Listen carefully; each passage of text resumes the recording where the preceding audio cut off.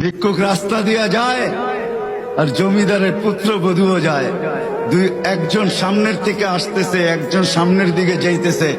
দুইজনের ক্রসিং এর সময় ভিক্ষুকের গায়ের কাদা জমিদারের পুত্রবধূর গায়ে লেগে গেছে। সে দুনিয়া আন্ধার করে ফেলছে, স্বামীকে ডাইকা নিয়ে আসছে, বলছে ভিক্ষুক আমার কাপড় নষ্ট করে দিছে। সে শুধু ভিক্ষুক ছিল না, বৃদ্ধ ছিল। বৃদ্ধ ছিল না শুধু, জীর্ণ ছিল, শীর্ণ ছিল।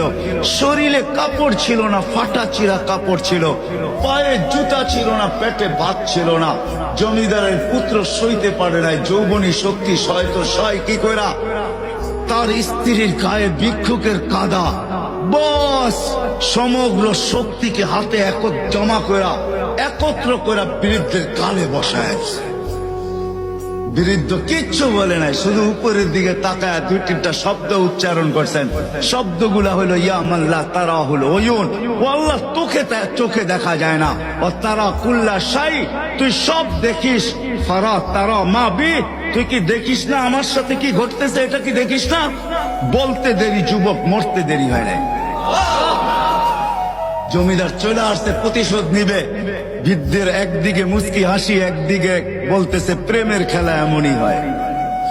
জিজ্ঞাসা করছে কিসের প্রেমের খেলা রে? বলছে ওর প্রেমিকার গায়ে আমার কাদা লাগছে, পায়ের কাদা লাগছে, ও সইতে পারে নাই। যৌবনী শক্তি দিয়ে আমার বৃদ্ধ গালে বসায় দিছে। আমাকেও একজন ভালোবাসে, সেও সইতে পারে না,